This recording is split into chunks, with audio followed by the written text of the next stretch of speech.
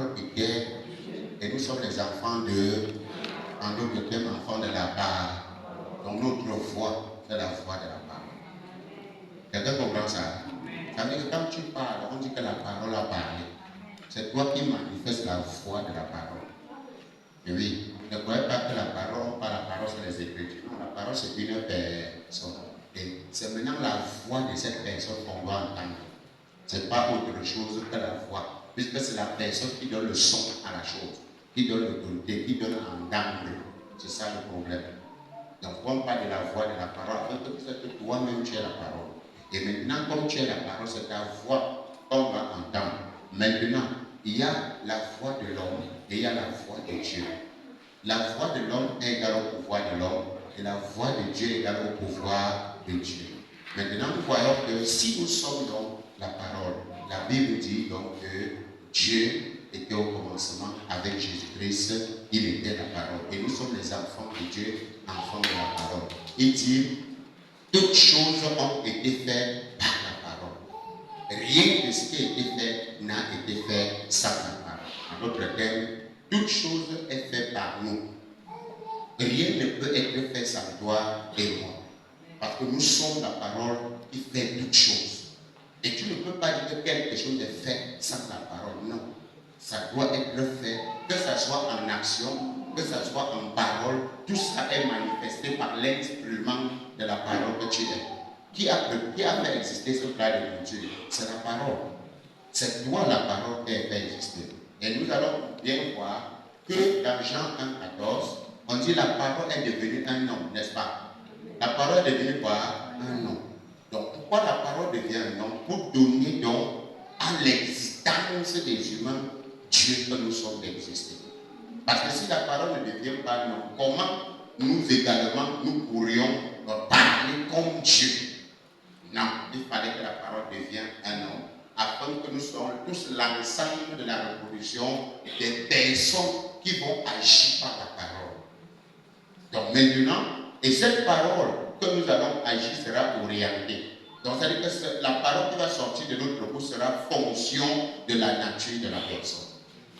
Ça serait fonction de la nature. Maintenant, nous disons que Dieu est esprit. Il faut que ceux qui l'adorent en esprit et en vérité. Et vous voyez, quand on dit adorer quelqu'un en esprit, nous savons que les fruits de l'esprit, c'est quoi? C'est l'amour. Et quand on dit en vérité, ça veut dire l'action. Nous avons vu que Jésus-Christ nous a aimés, il s'est livré, n'est-ce pas? Il l'a aimé, il s'est livré. Donc quand on dit en esprit, ça veut dire Dieu est esprit. En d'autres termes, Dieu est amour.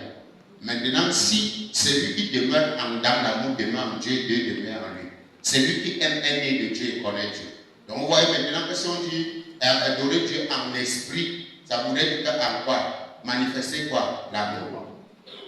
Être manifester l'amour. En vérité, ça veut dire poser des actions de quoi? De l'amour.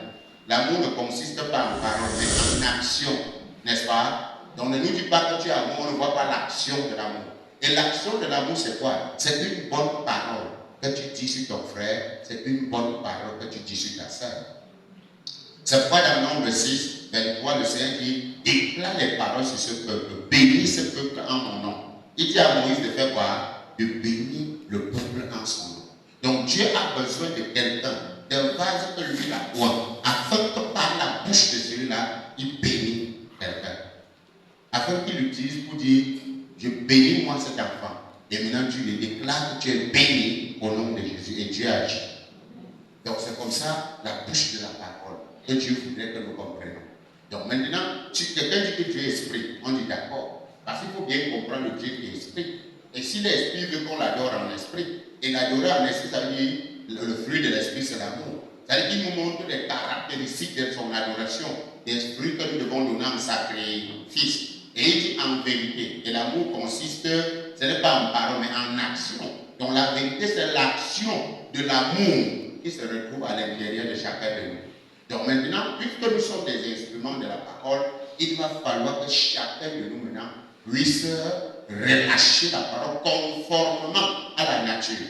Parce que c'est de l'abondance de quoi? Que la bouche parle. Donc quand toi tu parles, si tu peux me dire que cette est enfant de Dieu, oui, je peux accepter. Parce qu'un enfant encore sur les rudiments du monde. Mais si tu me dis que celui-ci est quoi? Fils de Dieu. Ça change tout. Parce que le fils de Dieu n'est pas un enfant. Parce qu'un enfant est encore celui qui touche à tout.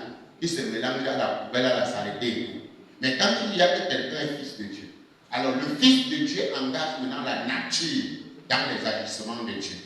Oui, ça engage la nature dans les agissements de Dieu. Et toi-même, maintenant qui es assis là, tu dis que maintenant tu es la parole. Ça veut dire que tu es la voix de la parole de Dieu. Alors quand toi tu parles maintenant, sache que c'est Dieu qui est en train de parler. C'est pour qu'il est très important maintenant de faire très attention. Parce que n'attribue pas quelque chose à Dieu, une parole que tu sors de ta bouche, qui vient de la maison de Dieu qui est ton cœur. Mais si c'est une parole d'insulte, une parole de haine, une parole de ceci, impossible. C'est-à-dire que ce n'est pas Dieu qui a donné quoi cette parole. C'est qui a donné l'homme livré à lui-même. C'est cet homme-là qui a donné. Parce que quand tu es de Dieu, alors ton corps est devenu le temple de Dieu où le Saint-Esprit habite. Ça veut dire que Dieu est à l'œuvre dans ton cœur et sur tes lèvres. Dieu est à l'œuvre dans ton cœur par l'Esprit et sur tes lèvres par la parole qui doit sortir. Donc maintenant, quand on nous regarde, on dit, nous sommes des enfants de Dieu. On nous dit donc, nous devons parler comme Dieu. Et oui. Et si on doit parler comme Dieu, il faudrait donc qu'on connaisse la parole de Dieu, ou en d'autres termes, nous soyons nés de l'Esprit, c'est-à-dire de la parole de Dieu, pour s'exprimer comme Dieu. Donc quand on voit que beaucoup de gens, nous bavardons beaucoup. En réalité, on nous regarde, nous sommes des vases vides et des tombeaux blanchis. Parce que les paroles qui sortent de nos bouches ne sont pas des paroles qui bénissent, ne sont pas des paroles qui réconcilient, ne sont pas des paroles qui font du bien aux autres. Soit ce sont des paroles d'accusation, soit ce sont des paroles de raccordage, soit ce sont des paroles de calomnie, ou soit ce sont des paroles de malédiction, ou soit ce sont des paroles de plainte. Mais alors, posons-nous la question en ce moment. Vous voyez que ça nous dénature de la personne de Dieu qu'on dit elle. Oui, oui, directement. Parce que tu ne peux pas nous dire que tu es un chien et après on te voit chaque jour miauler. Non, le chien ne miaule pas. Et d'après la loi des espèces, chaque espèce a sa sémence en soi-même. Donc si nous sommes devenus des enfants de Dieu conformément à la réception, à la croyance de la personne de Jésus en son œuvre, alors l'autorité, le pouvoir, le privilège d'avoir les mêmes natures, la même façon de s'exprimer comme Dieu doit se manifester à travers nous. Amen. Mais on regarde maintenant quelque chose de très dangereux, ça fait peur. Ça fait peur pourquoi? Parce que chacun parle pour calomnier, chacun parle pour juger. Chacun parle pour condamner. Mais Dieu se tient. Il dit, mais attendez, examinez-vous vous-même. Examinez-vous vous-même. Quand on s'examine, est-ce qu'on ne reconnaissez-vous pas? Hein? Vous examinez pour savoir si vous êtes dans la foi. Dans la foi. Donc on s'examine pour savoir si la manière que nous on parle correspond à la vie de Christ qui a vécu. Maintenant, regardons le Christ. Jésus était le Christ. Mais quand on regarde qu'on nous dit de nous éprouver, ne reconnaissez-vous pas que Jésus-Christ est en vous? Est-ce que Jésus-Christ parle comme ça? Parce que vous reconnaissez qu'il est en vous. À moins que vous soyez disqualifiés. Donc si nous sommes disqualifiés à la nature de Jésus, ne bavardons pas contre la vérité. Ne mentons pas contre la vérité. L'apôtre Jacques nous a donné un petit conseil. Je ne peux pas paraphraser ça à partir du verset 14. Je veux dire dans toute sa substance afin que ça nous aide. Regardez maintenant. Il nous dit ici, il nous dit dans Jacques 3. Dans Jacques 3, à partir du verset 13, je crois. Alors, lequel d'entre vous est sage et intelligent, qu'il montre ses œuvres par une bonne conduite, avec la douceur de la sagesse. N'est-ce pas? Lequel parmi vous est sage et intelligent? Ça veut dire que si nous sommes sages, ça veut dire qu'on a Christ en nous. N'est-ce pas? Si on est intelligent, ça veut dire que nous sommes renouvelés par la parole. Maintenant, il dit qu'il montre une bonne conduite avec la douceur dans la sagesse. Maintenant, quelle est donc notre conduite qu'on est en train de demander? Parce que nous devons parler par la sagesse, c'est-à-dire par Christ. Puisque c'est Christ qui habite en nous. Donc maintenant, quand on te voit parler, bien aimé, chacun juge, calomnie, médit, civil, sans porte, mais on n'est donc pas les enfants de la parole. Ça fait que nos voix rongent les frères et sœurs comme de la gangrène. Dès que la parole qui sort de ta bouche pour ton frère n'est qu'une parole qui le blesse, n'est qu'une parole qui lui fait du mal, qui ne l'apporte rien de bon. Mais est-ce c'est Dieu qui a fait permettre à cette parole de sortir? Non. Là, on comprend que tu n'es pas devenu encore un enfant de la parole. J'ai continué à vous dire quelque chose, mes bien-aimés. Merci Saint-Esprit. Mais si vous avez dans votre cœur un zèle amer, un esprit de dispute, ne vous glorifiez pas et ne mentez pas contre quoi? Contre la vérité. Si nous avons dans votre cœur, mes bien-aimés, un zèle amer, un esprit de dispute, ne mentons pas contre la vérité. Puisque la vérité, c'est une personne. On dit qu'on s'est éprouvé. On a trouvé qu'on est dans la foi. Et on dit qu'on s'est... on reconnaît que Jésus-Christ est où? En nous. Mais si Jésus-Christ était en toi, on te dit non, ne mente pas contre lui. Parce que Jésus-Christ ne peut pas parler comme toi, tu parles là. Jésus-Christ ne peut pas maudire comme tu fais là. Jésus-Christ ne peut pas incriminer comme tu es en train de faire. Jésus-Christ ne peut pas soupçonner comme toi tu es en train de faire quoi? De soupçonner. Dans Matthieu 7, on vient de dire, ne sais-tu pas, est-ce que tu sais que les Juifs ont été dérangés par la parole que tu as dit? Jésus n'a pas dit autre chose, il ne les a pas accusés. Le gars a répondu que toute plante qui n'a pas été sémée par mon Père sera comment? Déracinée.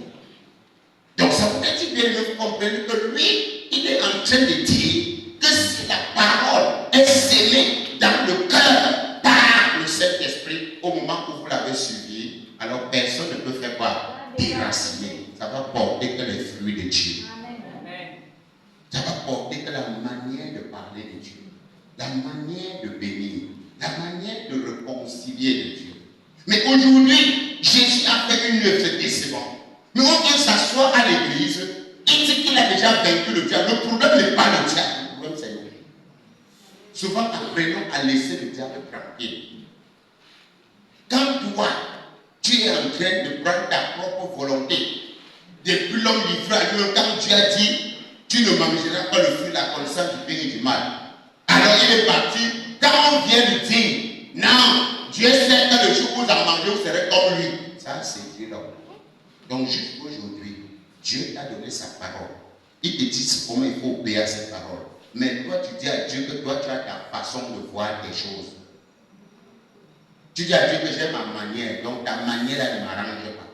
Alors, je ne veux pas parler comme ta parole parle. Je ne veux pas m'exprimer comme toi. Et puis, toi, tu prends cette décision de ne pas t'exprimer comme Dieu voudrait que tu t'exprimes. Et après, tu es le premier à aller accuser le diable. Tu as accusé le diable. Maintenant, tu accuses le diable pourquoi? Parce que c'est toi. Dieu t'a dit que si tu veux avoir ma nature, tu renonces à la tienne. Et tu acceptes la mort de mon fils à la croix. Et tu livres cette nature là-bas. Et quand tu vas finir de vivre là-bas, tu ne dois plus vivre pour toi-même. Mais tu dois vivre pour celui qui est mort et ressuscité. Maintenant, mon esprit viendra en toi et ça va œuvrer à travers toi et les paroles qui vont sortir de ta bouche viendront de ma part. Et tu seras comme l'Ancien Testament, ainsi parle l'Éternel. Alors, regardez ce qu'il dit. Il dit maintenant que Dieu suscitera un homme, il établira et il mettra ses paroles dans sa bouche. Et celui qui n'écoutera pas ses paroles à travers cet homme sera retranché. Deutéronome 18, c'est ce que Moïse a dit. Et maintenant, cet homme-là est venu en la personne de Jésus-Christ. L'homme-là est venu. Le Père a dit, voici mon fils bien-aimé, en qui j'habite pleinement, en qui habite corporellement toute la plénitude de ma personne. Écoutez-le. Donc, cette parole, cette personne de Jésus est la est la voix de parole. Donc quand Jésus parle, on doit exécuter, on doit écouter, on doit accepter cette parole que Jésus parle. Et maintenant Jésus lui parle. La Bible dit qu'il a envoyé les uns comme il a donné les dons à l'église. Et il dit, celui qui vous reçoit, me reçoit. Parce que celui qui reçoit, celui que j'ai envoyé reçoit celui qui m'a envoyé. Donc ça veut dire que si tu me reçois, tu reçois Jésus. Et si tu reçois Jésus, tu reçois aussi Dieu le Père qui a envoyé Jésus. Et imaginez, bien aimé, que j'utilise ma bouche au lieu d'exprimer la parole de Dieu, j'exprime les liens et les malédictions. Est-ce que Dieu exprime-t-il les liens et les malédictions? Dieu exprime-t-il les accusations? Et il y a quelque chose qui surprend Dieu? Rien ne surprend Dieu. Il part loin vous dire que tous les injures, les insultes, les outrages qu'on vous donne aujourd'hui sont tombés sur Jésus. Donc vous n'avez même pas à vous inquiéter de ces choses. Mais parce que la nature humaine demeure encore enracinée, voilà pourquoi cette nature continue à quand même agir. Cette nature continue à vouloir s'exprimer. Cette nature continue à vouloir parler. Et cependant, nous sommes au ventre, on est assis à l'église. Mais est-ce qu'on est en train de comprendre? Est-ce qu'on est en train de bien comprendre? Regardez, mais si vous avez dans votre cœur un zèle commun, amen. Tu vois quelqu'un te montre qu'il est trop zélé pour Dieu. Mais quand tu es zélé pour Dieu, prêche l'évangile pour sauver les âmes.